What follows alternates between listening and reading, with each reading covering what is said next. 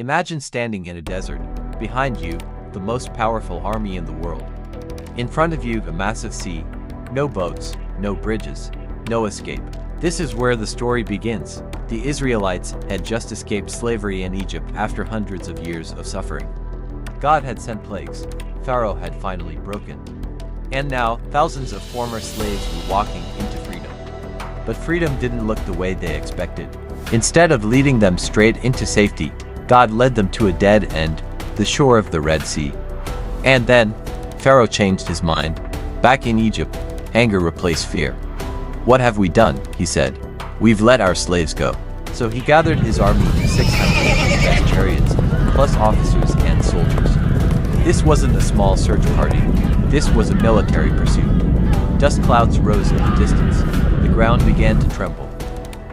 The Israelites turned around and saw chariots racing toward them. Panic spread instantly. They cried out in fear. Some shouted at Moses. "Was it because there were no graves in Egypt that you brought us out here to die?" They felt trapped. The sea in front of them.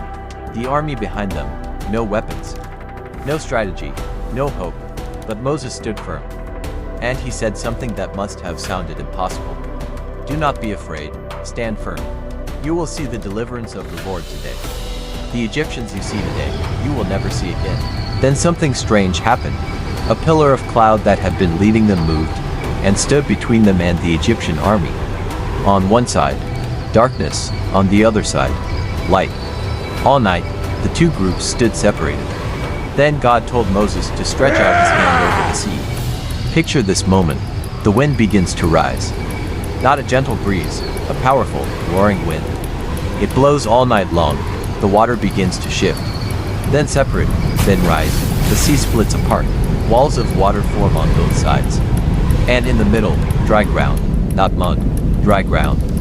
Imagine the sound, wind howling, water crashing, people gasping in disbelief.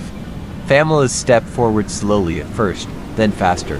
Thousands of men, women, children, animals walking through the center of the sea, with walls of water towering beside them.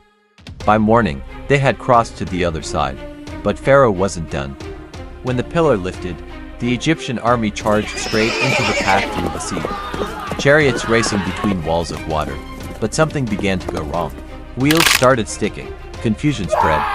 The Bible says God threw the army into chaos. And the soldiers realized, too late, the Lord is fighting for them. Then God told Moses once more, "Stretch out your hand." Moses obeyed. The wind stopped. The walls of water collapsed.